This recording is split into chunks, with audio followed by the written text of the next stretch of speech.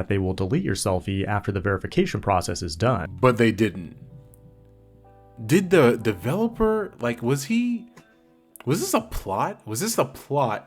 Hold on. Was this a plot to gather as much information on women specifically, to use them to sell their data, to make more money after you've made money with this app that you've used to scheme women out of their data? Genius. It's f***ed up, but genius. She said, take your time, what's the rush? Man, oh man, oh man. It's been so long sitting in this chair, in front of this microphone, this camera.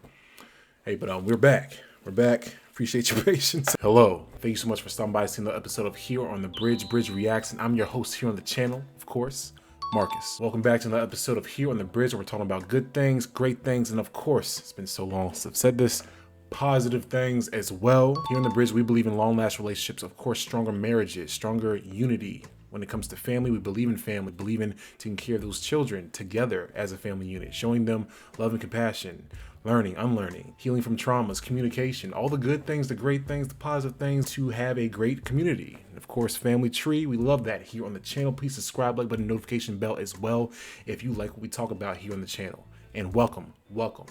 Really appreciate you. Thank you so much. And a big shout out, big shout out to all the subscribers, the bridge builders, the viewers, anyone who has commented on the channel, shared the videos. Really appreciate you. Couldn't do it without you. Of course, the audience, the individuals who also believe in the message and the reason of why I started this channel in the first place.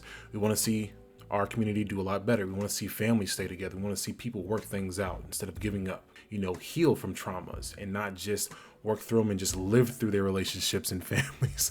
We want to see them thrive. That's the whole point, right? I've been gone for a while. I've been working really hard and then working on myself as well and just being a better me so I can be the best me for you, the viewer, and the bridge builders out there who subscribe to the channel. Again, really appreciate you. Thank you so much. But today's video, we are talking about something we talked about a few different times before, courting and dating. We all know that the whole dating pool BS, it's right? It's full of piss and a whole bunch of other things, syringes. Well, we don't care about dating here on the channel.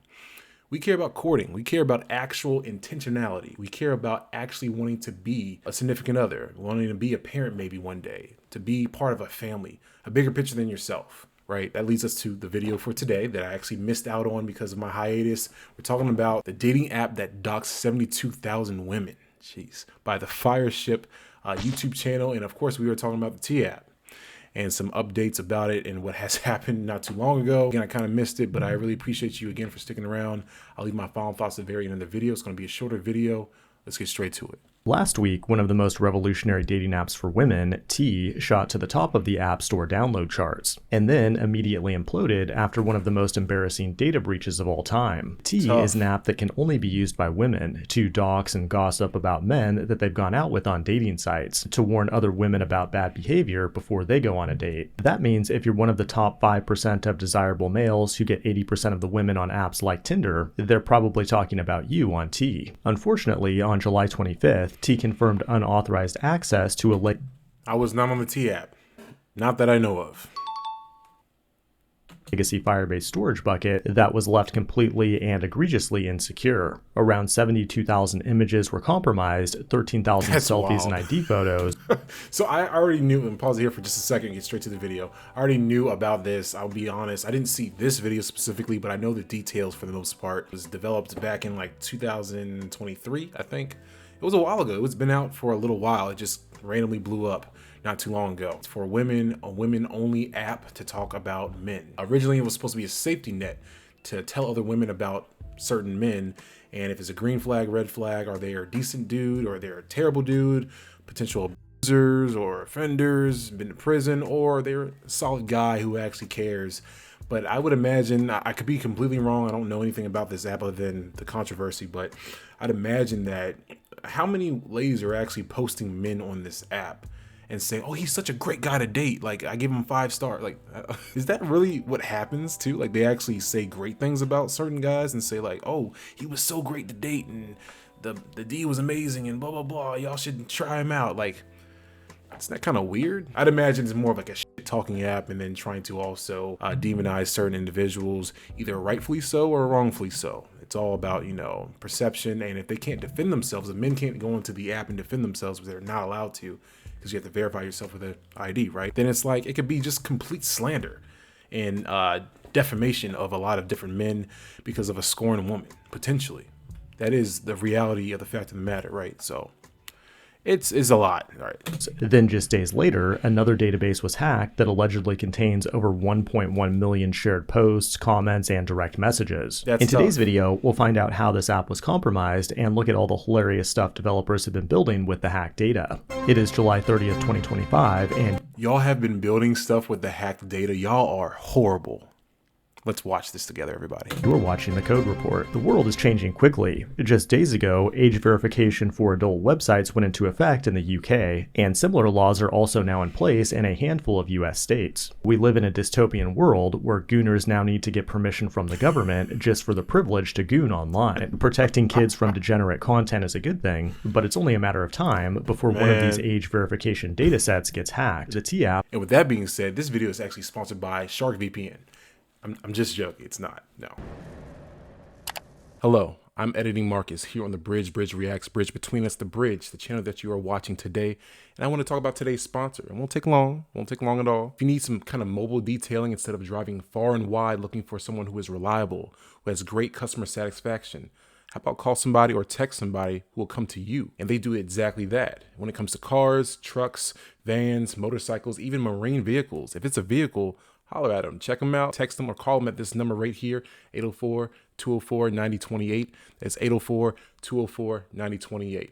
He'll get you right, man. Make sure that your vehicle is sparkling, looking nice, inside and outside. He got you. Thanks so much for Royal Treatment Mobile Detailing for sponsoring today's video. Back to the video. Stop gooning. Let's have real relationships, real connections. To verify that they're women by taking a selfie with their ID is a perfect example. It was cooked up by Sean Cook, a male developer with over 6 months of coding under his belt, according to LinkedIn. But now his app is cooked. Why am I not surprised a man made this app? Cooked after this massive data breach was dumped on 4chan, and it's kind of sad that an app meant to help women stay safe ended up harming them instead. 4chan Anons played the Uno reverse card when thousands of selfies of users on the T app were dumped and subsequently spread across the internet, and people are continuing to roast these T users as we speak. The users of this app and the victims of the breach are being referred to as roasties. The Vibe coders saw an opportunity to build all sorts of ridiculous apps based on this data. Like one guy used Python to do a detailed data exploration, while another used JavaScript to take the location data from the hacked images and plot it on Google Maps, while another person made a website to rank them based on their looks. After the breach went viral, the T team released a statement. See, now this is just petty. At this point, this is just petty, right? I mean, is this karma?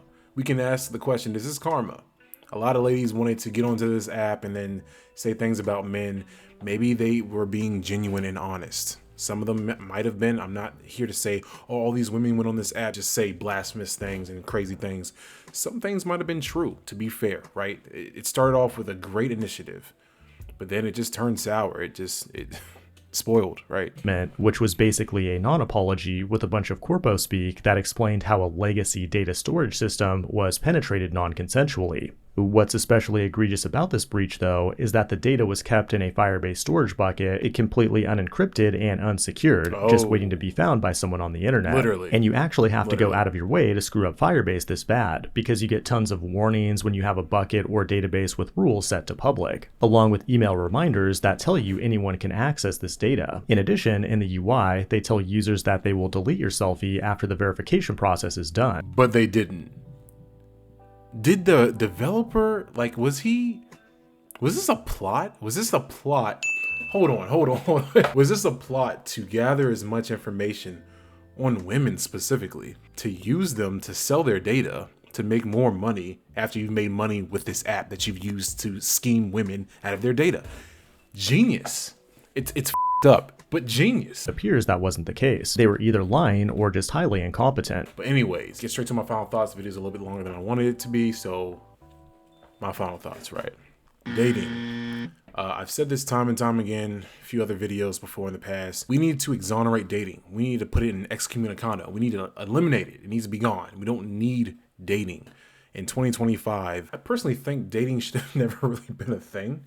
Personally, I've gone on plenty of dates in my past, and some have actually went pretty well. Some went kind of bad, right? It wasn't all that great. And the thing is that, like, were there any intention? What was the real reason why I was taking this young lady onto a date in the first place? What was my real intentions? Was I ever going to marry this young lady? Was I actually attracted to her far past her physicality and her appearance? Was there more to it? I feel as though courting, that's where we get the whole courting versus the dating. We've made a video, like I said, about that before. Courting, when you actually have the intentional or intentionality to actually want to learn this person, you want to actually get to know them. You're attracted to them for more than just a couple of reasons. I actually want to get to know this person on a deeper level and actual intimacy. Things that are like beautiful foundational building blocks to a legitimate relationship that will stand the test of time, more than likely, or at least add to that, right? If you're just dating people, especially using apps to date people, and I'm the last one to talk about it because I've met people through apps too. However, do you think that these individuals would have been caught up into this doxing problem and had their information all online if they were being more intentional, if they were actually trying to be courted by a man versus going out here dating different men and then now uploading a man's picture that may have scorned you, may have treated you well on the internet, and then just saying whatever you want about them and they can't defend themselves? That's sick in itself. I know it might have started with a positive is in the first place, but like when you break it down, in reality, it was a cesspool of just defamatory statements and just a lot of like lies or just like scorn people saying messed up things about men. Again, some of those men might have deserved it. It might have been some messy men, terrible men, whatever, but like still. Those are basically my final thoughts. The whole point of this video was really just again, courting versus dating. We need to stop the whole dating thing. I think we just need to shut it all down. How about we make some courting apps? I can patent that since I came up with it first. How about courting apps? Anyways, those are my final thoughts for the video. Tell me what you think of the whole situation with the T app. I know this is a little bit later than a lot of other content creators. I was a little late to this, but I wanted to talk about it. It's something worth talking about. I think a lot has happened with this, and it's a show on both ends. And for all the ladies who actually put their pictures and their information online just so they can talk about men, congratulations, you played yourself. You guys have a nice one. Really appreciate you, and I'll catch you in the next video. You guys stay safe out there. See you.